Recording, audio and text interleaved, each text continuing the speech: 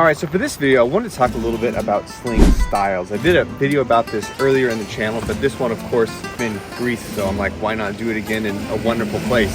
So I wanted to go over the different ones, also the different types of reloads that you could use for a sling to make that look cool and also be functional with the sling. But before I begin that, a word from our sponsor, none other than Poseidon himself. Have your ships been running aground? Are you getting incrementally bad weather? Is nothing going right?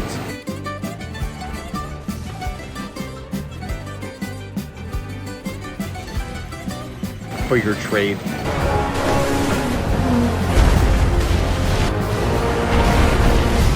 Well, then you need to consider offering to Poseidon at his wonderful temple up on the mountain. You can see from around and pray to the god to make sure all your wares get to where they need to go. Just kidding. The actual sponsor of this video is my amazing wife, who let me go on this crazy adventure across the world while she's taking care of the 3 kiddos. Honey, I love you so much. Thank you. Boys, I love you and miss you. You better listen to your mother. If not, you're gonna hear about when I get home. Now, back to the video. Now, to begin, the first sling style I started out with that I felt was the most comfortable was the standard overhead one, just like this. So when you start with that, you're gonna come up and you wanna have it here and you just get used to that motion. But before you get ready to release it, you're really gonna start to move and get a lot more activity because you really wanna bring the whole body behind that throw. So you can be inside here.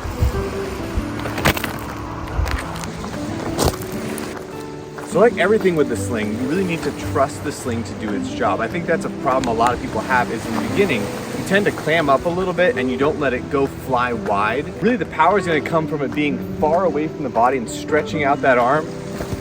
So you have that full rotational energy to push everything so you get the most velocity coming off when you use that. Except the one I've adopted is one of the favorites of mine because of the speed of it and just because I feel like it generates a lot of power. It's just like a 1, 2, 3. So for that one there, you're gonna start here. It's gonna go behind your body, overhead, and you're gonna release it quickly. That one's gonna be here, back behind, over, and then throw. And one thing I like about it is you can really ramp it up by moving your body more and putting more energy into it.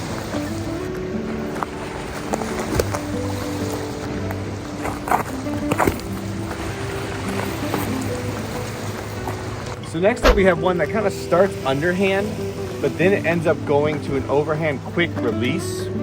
And so this one I feel like it's kind of taxing on the arm because it's a really dramatic quick motion. But that's gonna start low, you're gonna start to spin it, and the last one you're gonna flip it over top and release.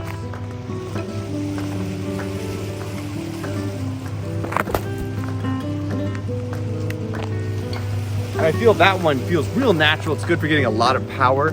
It's pretty easy to throw it relatively straight for me as well.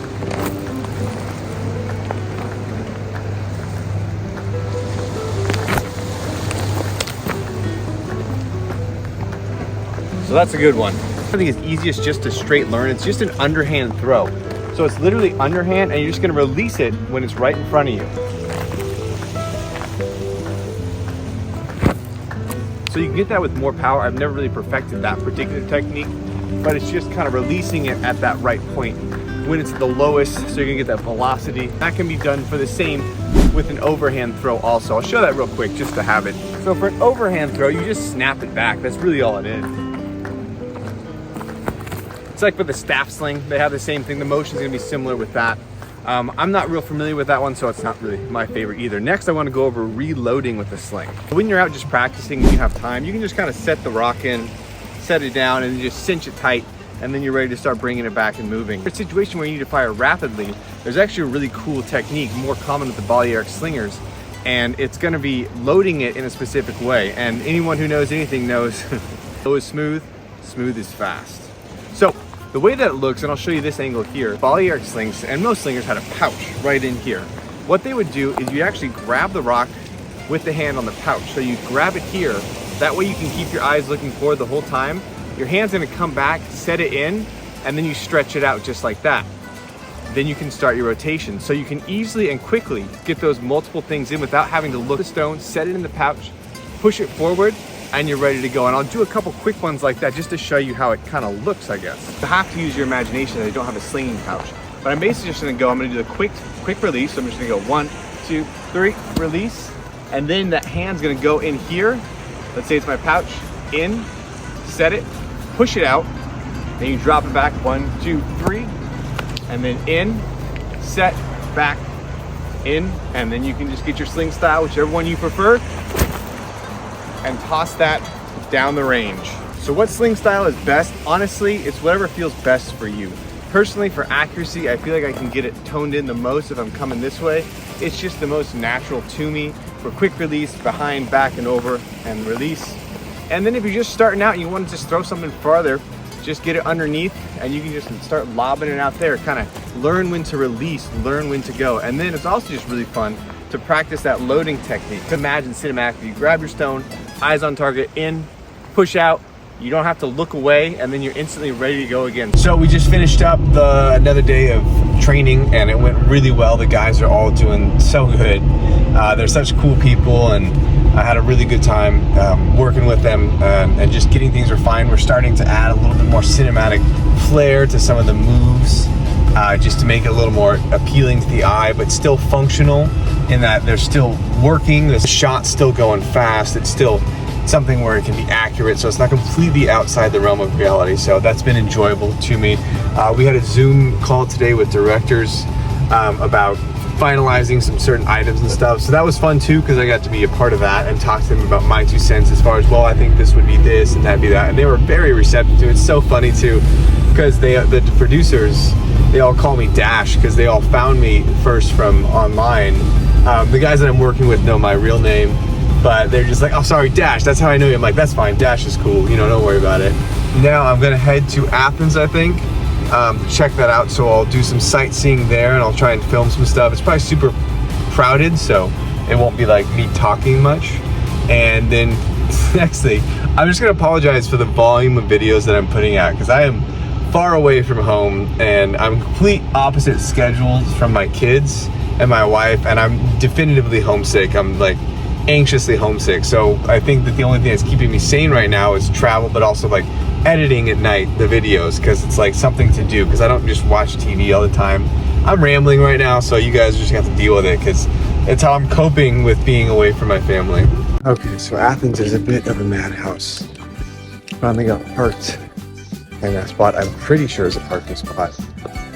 We'll walk away through the city that's taking me where I think I need to go. No idea.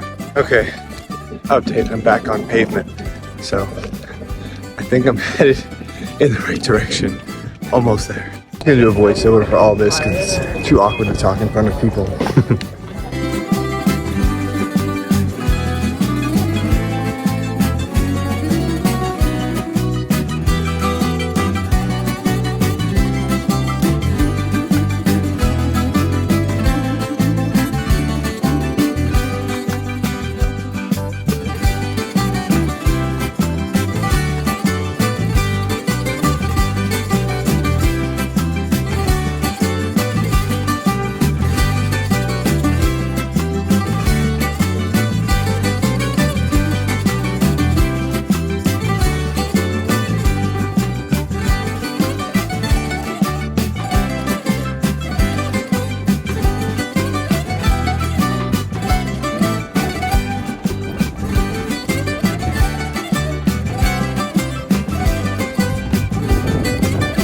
I think Poseidon got gypped.